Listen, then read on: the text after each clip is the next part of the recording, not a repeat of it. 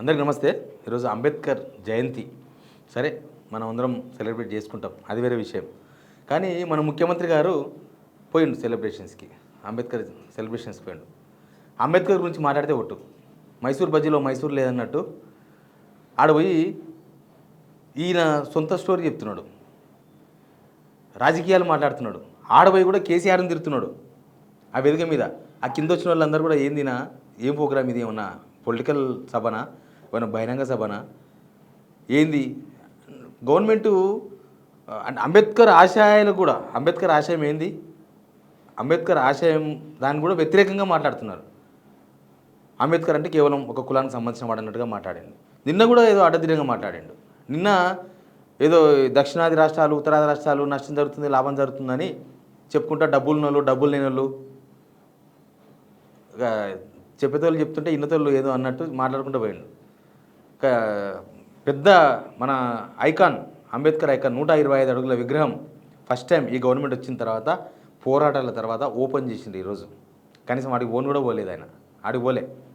ఇంకా చాలా విషయాలు ఉన్నాయి, మాట్లాడదాం. ముందు సబ్స్క్రైబ్ చేయండి, షేర్ చేయండి. రేవంత్ రెడ్డి గురించి చాలా తక్కువ అయిపోవని చెప్తారు నాకు సబ్స్క్రైబర్స్ కానీ, నాకు చెప్పేవాళ్ళు కానీ. వేస్ట్ అన్న, ఆయన గురించి చెప్పకు అంటారు. చెప్పకుండా ఉందాము, సమాజంలో అంశాల మీద మాట్లాడదాము అంటే ఆయన ఊకొనియ్యాడు. ఏదో ఒకటి, ఆయన మన ముఖ్యమంత్రి కదా, దిగిపోయే వరకు మాట్లాడాలి మనం. ముఖ్యమంత్రి ఎవరుంటే వాళ్ళ మీద మాట్లాడతాం, ముఖ్యమంత్రి ఏం చేస్తుంటే దాని మీద మాట్లాడతాం, వాళ్ళ పర్సనల్ విషయాలు మనకు సంబంధం లేదు మళ్ళీ. సరే, ముందు ఆయన ఏం మాట్లాడి విందామా? ఏ జాతికి ఎంతుండేనో మీరు లెక్కేసుకోండి. ఈనాడు ఈ దళితులకు, గిరిజనులకు ఈరోజు మంత్రివర్గంలో ఉన్న లెక్కెంతనో మీరే లెక్కించి నాకు చెప్పండి. ఇవాళ అసెంబ్లీ స్పీకర్గా గడ్డం ప్రసాద్ కుమార్ గారు, లేకపోతే మంత్రిగా దామోదర్ రాజనరసింహ గారు, మంత్రులుగా మరో మిత్రుడు అడ్లూరు లక్ష్మణ్ గారు, వీళ్ళందరినీ ఈయననే రాజకీయాలకు తీసుకొచ్చి ఈయననే ఫస్ట్ టైం మంత్రి చేసిండు. అంతకుముందు దామోదర్ నరసింహ అసలు ఎమ్మెల్యే కాదు, డిప్యూటీ సీఎం కాదు, వివేక్ వెంకటస్వామి ఎంపీ కాదు, అసలు వాళ్ళ రాజకీయ కుటుంబమే కాదు. అది ఈయనకి ఏమైనా సంబంధం ఉందా? అది ప్రతి గవర్నమెంట్లో నడిచేదే కదా, ఏ గవర్నమెంట్లో ఉంటుంది. దానిలో నువ్వేంది, మీ గొప్పతనం ఏంది రేవంత్ రెడ్డి గారు? నాకు అర్థం కాలే. ప్రతి గవర్నమెంట్లో ఉంటారు, ఏ గవర్నమెంట్ అని ఉంటుంది. బీజేపీ గవర్నమెంట్ వస్తే దానిలో కూడా ఉంటారు, బీఆర్ఎస్ గవర్నమెంట్లో ఉన్నారు, అంతకుముందు టీడీపీ గవర్నమెంట్లో ఉన్నారు, ఇప్పుడు వేరే వేరే స్టేట్లలో లేరా? అంబేద్కర్ గురించి ఒక 4 మాటలు మాట్లాడచ్చు కదా, అంబేద్కర్ ఆశయాలను ఈ సమాజానికి చెప్పొచ్చు కదా. ఆయన చెప్పిండు ఎప్పుడో, దానికి వ్యతిరేకం లేనా కానీ కవిత స్టేట్మెంట్ ఇచ్చింది, ఒక స్టేట్మెంట్, అంబేద్కర్ విగ్రహానికే వ్యతిరేకత, ఈయన యాంటీ అని. చాలా మంది మా పిల్లలు ఉన్నారు ఉస్మానియా యూనివర్సిటీ. 110 సంవత్సరాల చరిత్ర ఉన్న ఉస్మానియా యూనివర్సిటీకి ఏ ఒక్క రోజైనా మీ జాతి వాడు 110 ఏళ్ళ వైస్ ఛాన్సలర్ అయ్యిందా? మీరు ఒకసారి చెప్పండి. ఉస్మాన్ యూనివర్సిటీకి 1000 కోట్లు ఇస్తాడు పాపం ప్రొఫెసర్ కాశీం గారు, వీసీ. ఆయన కూడా చప్పట్లు కొట్టిండు, ఈయన ఇంకా విద్యను ప్రేమిస్తున్నాడని చెప్పిండు. తీరా చూస్తే నిన్ననే ఒక ప్రొఫెసర్ మాట్లాడుతుండు సోమాజిగూడ ప్రెస్ క్లబ్లో ఒక రౌండ్ టేబుల్ సమావేశంలో. ₹1 కూడా ఇవ్వలేదంట ఉస్మాన్ యూనివర్సిటీకి, ₹1 కూడా. కాశీం గారేమో చప్పట్లు కొట్టిండ్రు. తీరా చూస్తే కాశీం గారు మాట్లాడకుండా చేసిండు, ఆయన నోటికి తాళం పడదు. ఇప్పుడు నవంబర్లో డిసెంబర్లో 1000 కోట్లు ఇస్తాడు. మొన్న బడ్జెట్ కూడా అయిపోయింది, బడ్జెట్ కూడా ₹1 కూడా కేటాయించలేదు ఉస్మాన్ యూనివర్సిటీకి. అది ఈడొచ్చి మాట్లాడుతున్నాడు. విద్యార్థుల పిల్లలే ఈ దేశం యొక్క భవిష్యత్తు, ఈ దేశం యొక్క సంపద అని ప్రజాపాలన గుర్తించింది. ప్రభుత్వ పరంగా అన్ని రకాలుగా మిమ్మల్ని ప్రోత్సహించడానికి ప్రయత్నం చేస్తున్నాం. ఈ ప్రయత్నాలన్నీ చేయడం వల్ల గత 10 సంవత్సరాలు జరిగిన పరిపాలనను, ఈ 2 సంవత్సరాలు జరిగిన పరిపాలన అంచనా వేసుకొని ప్రజలు మొన్న జరిగిన ఉప ఎన్నికలు కావచ్చు, మున్సిపల్ ఎన్నికలు కావచ్చు, లేకపోతే పంచాయతీ ఎన్నికల్లో కావచ్చు, ఈ పేదలు పట్టం కడితే చూసి ఓర్వలేక ఈరోజు కుట్రలు చేస్తున్నారు, తప్పుడు ప్రచారం చేస్తున్నారు. 10 సంవత్సరాల గవర్నమెంటు, 2 సంవత్సరాల గవర్నమెంట్ బేరీ చేసుకోవాలంటే జనాలు. ఎక్కడైనా అంబేద్కర్ గురించి ఒక మాట మాట్లాడిండా? అంబేద్కరు అందరివాడు. మన తెలంగాణ మనకు రానికి కారణం అంబేద్కర్. ఆర్టికల్ 3 అసలు నోట్లోకి తెలంగాణ అనే మాటనే రాదే. ఎంతసేపటికి తిట్టుడైనా ఈయన గెలిస్తే కుట్ర చేస్తున్నాడంట. ఈయన ఎట్లా గెలిచిండో తెలుసు కదా, కుట్రలు చేసే గెలిచిండు. జూబ్లీహిల్స్లో కుట్రలు చేసే గెలిచిండు. ఆయన సర్పంచ్ ఎలక్షన్స్లో ప్రత్యర్థులను కిడ్నాపులు చేసి గెలిచిండ్రు. మున్సిపల్ ఎలక్షన్స్లో ఎట్లా గెలిచిండో చూసినాం కదా మనం. ఈయన పనితనం చూసి ఓట్లేసిండ్రా?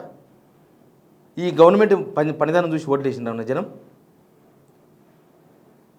అంబేద్కర్ గురించి ఆయన సమానత్వం, కుల వ్యవస్థకు వ్యతిరేకత. అండ్ అంబేద్కర్ అంటే దళితులకు మాత్రమే పరిమితం అని చెప్తున్నాడు ముఖ్యమంత్రి. అంబేద్కరే కుల వ్యవస్థకు వ్యతిరేకి, అందరూ సమానంగా ఉండాలి, అందరినీ సమాన స్టేజ్కి తీసుకురావాలని ఆయన తనలాడితే ఈయననేమో మీరు అక్కడనే ఉండండి, మేము ఇక్కడనే ఉంటామని మాట్లాడుతున్నాడు. ఆల్మోస్ట్ ఆయన మాట్లాడింది అట్లే ఉంది. వచ్చేటప్పుడు అంబేద్కర్ గురించి వికీపీడియా తీస్తే మస్తు స్టోరీ వస్తుంది, చదువుకుంటా కార్లు ఎక్కినా వచ్చే వరకు కొంత అంబేద్కర్ గురించి అర్థమవుతుంది అని ఆశ లేనిది ఆయన కథ ఏంది. నాకు ఇవన్నీ చూసిన తర్వాత ఈయన పొలిటికల్ స్టేట్మెంట్ చూసిన తర్వాత ఈ వార్త చేయాలనిపించింది. ఇంకొక పొలిటికల్ స్టేట్మెంట్ ఉంటుంది, అది చూసిన తర్వాత మీరు నవ్వుకుంటారో ఏం చేస్తారో మీ ఇష్టం. భాగంగా నిరంతరం మేము పనిచేస్తుంటే కొంతమంది వెనకాల నుంచి కుట్రలు చేస్తున్నారు, గోతులు దవ్వుతున్నారు. గోతులు దవ్వేటోళ్ళను అదే గోతిలో పాతిపెట్టే బాధ్యత మీరు తీసుకోవాలి మిత్రులారా. ముందర నేను చూసుకుంటా, వెనకంగా ఎవడైతే గోతి దవ్వుతాడో వాళ్ళ సంగతి మీరు చూసుకోవాలి. మోత్పల్లి నరసింహుల గురించి మాట్లాడుతారు. మోత్పల్లి నరసింహులు మొన్ననే పుట్టుపోటు తిట్టిండు, రేవంత్ రెడ్డి పరిపాలన అయిపోయింది వీళ్ళ కథ అని చెప్పేసి ఆయన ఆల్రెడీ స్టోరీ. వెనుక దోబేతోళ్ళను చూసుకోవాలంట. వెనుక గోతులు దోబేది ఎవరు? వీళ్ళే, వాళ్ళ కాంగ్రెస్ వాళ్ళే. గదే బట్టి విక్రమార్క, గదే ఉత్తమ్ కుమార్ రెడ్డి, లేకపోతే అదే ఎవరో వాళ్ళ పార్టీకి సంబంధించిన వాళ్ళే గోతులతో వెనకాల ఈయన దింపాల్సిన అవసరం ఎవ్వరికి లేదు. ఇప్పుడు ఈ జేబులో డబ్బులు ఉంటేనే ఎవరైనా నీతో సంబంధాలు చేస్తారు. రాజకీయంగా నెంబర్ లేనప్పుడు నీతో మాట్లాడేవాడే ఉండడు. Bargainings are among equals. ఏ చర్చలైనా ఏ ఒప్పందాలైనా సరిసమానుల మధ్యలో జరుగుతాయి, బలహీనుడు బలవంతుడు మధ్యలో జరగవు. ఇది అంబేద్కర్ జయంతికి ఒక రోజు ముందర మాట్లాడిన అనమాట. ఇది డబ్బులు ఉంటేనే విలువ, డబ్బులు ఉంటేనే మాట్లాడతారు.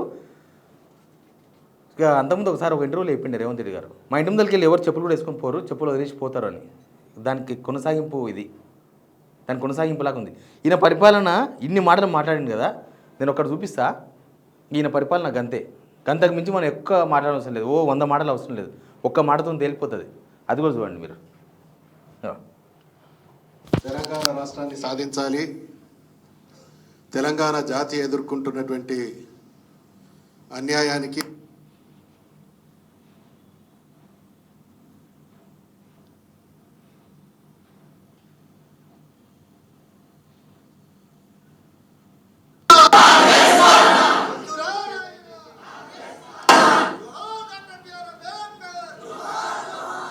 తెలంగాణ భవన్లో అంబేద్కర్ జయంతి వేడుకల్లో కరెంటు పోయింది. వద్దురా నాయన కాంగ్రెస్ పాలన అని చెప్పేసి వాళ్ళు నినాదాలు చేస్తున్నారు. ఇది ఈ గవర్నమెంట్ సాధించిన విజయాలు.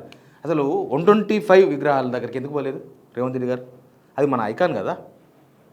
మనకు తెలంగాణ రానికే ఆయన రాసిన రాజ్యాంగం, ఆర్టికల్ 3 ఇవన్నీ మనకు దాని ద్వారా ప్రసాదించబడ్డది. రాజకీయ నాయకులు ఎన్ని కుట్రలు చేసినా మనకు ఆ హక్కు ఇచ్చింది కాబట్టి మనకు ఒట్లాయనం వచ్చిందని అది పెట్టింది. కేసీఆర్ పాత స్పీచ్ ఒకటి నేను రిమైండ్ చేస్తాను మీకు. విగ్రహం కాదు, ఒక విప్లవం. ఇది కేవలం ఆకారానికి ఒక ప్రతీక కాదు, ఇది తెలంగాణ కళల సాకారం చేసేటువంటి ఒక చైతన్య దీపిక. సో ఈ స్పీచ్కు రేవంత్ రెడ్డి స్పీచ్కి ఏమైనా ఉందా, సంబంధం ఉందా? రేవంత్ రెడ్డి పొలిటికల్ స్పీచ్ ఇచ్చారు. అంబేద్కర్ 125 విగ్రహం దగ్గర 125 అక్కడ చాలామంది జనం పోతారు. నేను పొద్దుగాలు వస్తుంటే ఎంతమంది ఉన్నారంటే ఆడ చాలామంది జనం ఉన్నారు. అసలు ఈరోజే ఓపెన్ చేసినారు అది. ఇన్ని రోజులు మొత్తం తాళం వేసి లోపల మొత్తం బీరు తాగుతుంటే బీడీలు తాగుతుండే. దాని కూడా కారణం ఉంది, ఆ తెరవనికి కారణం ఇది. ఏడున్నది. ఒకవేళ మీరు కనుక ఈసారి ఏప్రిల్ 14 నాడు బాబాసాహెబ్ను మళ్ళొక్కసారి గత 2 సంవత్సరాలు చేసినట్టే ఈ సంవత్సరం కూడా బందీ చేసి పెడితే మేమే వస్తాం, వందలాదిగా వేలాదిగా వచ్చి ఆ సంఖ్యలు బద్దలు కొడతామని చెప్పి ఆ రోజు చేసిన హెచ్చరిక ఇవాళ ఫలించి సచ్చినట్టు ఇవాళ రాష్ట్ర ప్రభుత్వం అక్కడ ఏర్పాట్లు చేసింది.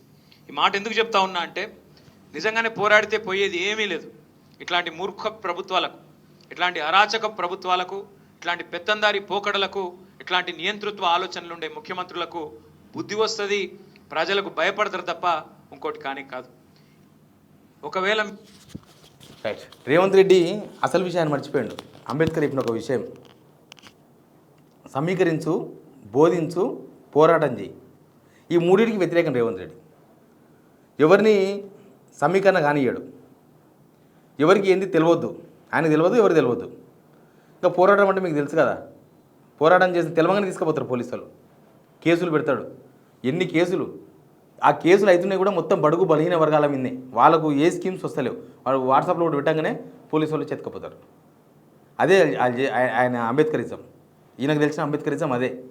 కానీ అంబేద్కర్ గురించి తెలుసుకోలేకుండా వేదిక మీదకి రావడం, కనీసం ఆయన గురించి మాట్లాడకుండా ఆయన సమానత్వమో లేకపోతే మిగతా విషయాలు మినిమం బేసిక్ తెలియకుండా వచ్చి పాలిటిక్స్ మాట్లాడిన చూడు, అది ఆయనకు హ్యాట్సాప్ చెప్పాల్సిందే. మనం ఆయనకి వదిలేద్దాం. Please subscribe.